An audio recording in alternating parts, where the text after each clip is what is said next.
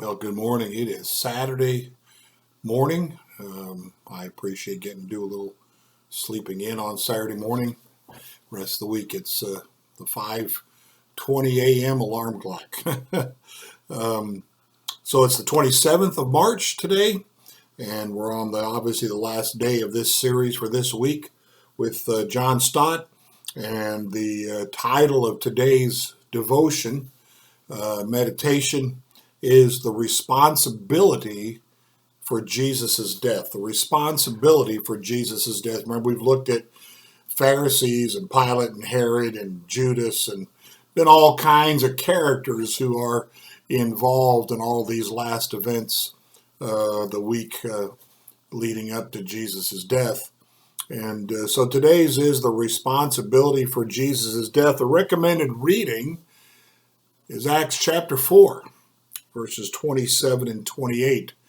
The quote, however, to start us off today comes from Mark chapter 15, verse 1. The chief priests bound Jesus, led him away, and turned him over to Pilate. Who was responsible for Jesus' death? You ever think about that? Who was really responsible? The Jews have gotten a lot of blame for that down through the centuries, wrongfully so. But everybody loves a scapegoat. And so, especially through the times of the Crusades and in through then, and even into more modern times, they derogatorily been called Christ killers. But let's answer the question, who was responsible for Jesus' death?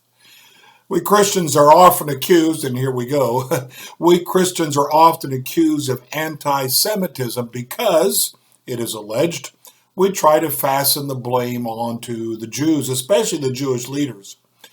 But responsibility for the crucifixion of Jesus is spread much more widely than to a single group of people. The evangelists make it plain that Judas, the priests, Pilate, the crowd, and the soldiers all played a significant part in this drama. Moreover, in each case, more than a hint of motivation is suggested.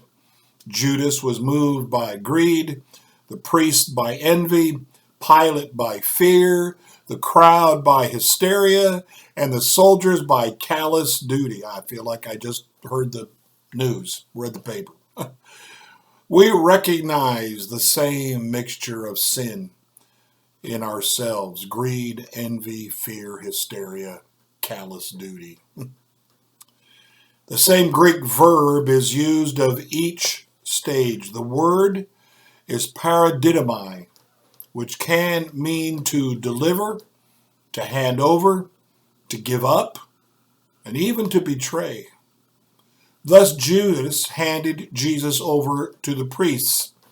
The priests handed him over to Pilate. Pilate handed him over to the will of the crowd, and the crowd handed him over to be crucified. It sounds like a game of hot potato with Jesus. But this is only the human side of the story. Jesus insisted that his death was a voluntary act on his part, so that he handed himself over to it.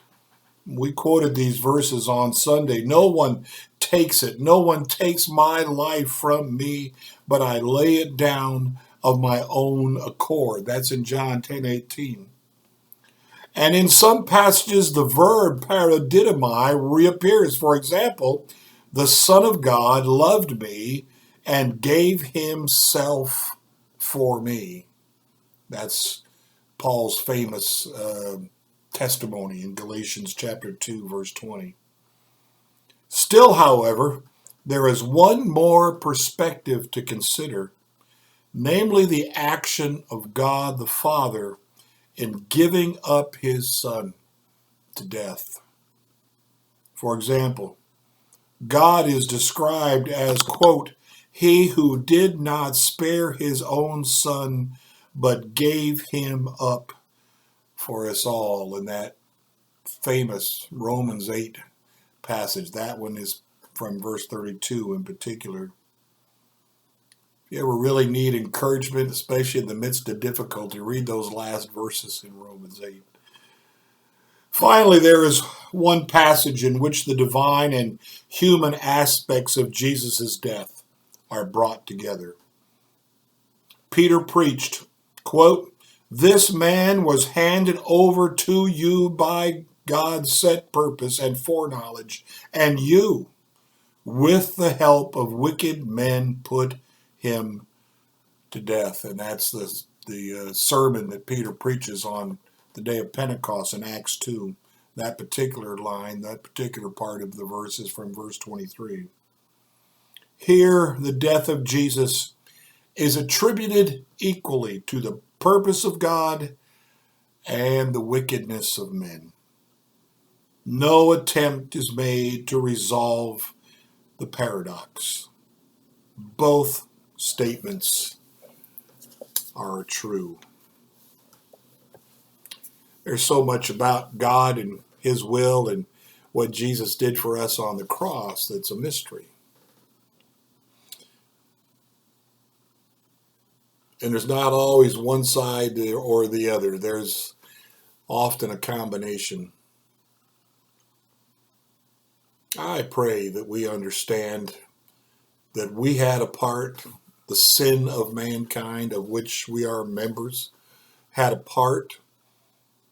All of us have a blame in it, in His death on the cross, but also remember that God had a part in it because this was a sacrifice that He sent for us. For God so loved the world, He gave His Son that we might have life and not death.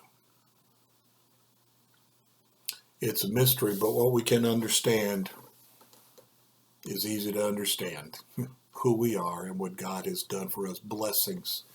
Blessings on you today. I trust that if you're not able, don't feel comfortable getting out for worship yet, soon you will. Soon you will. Amen and blessings.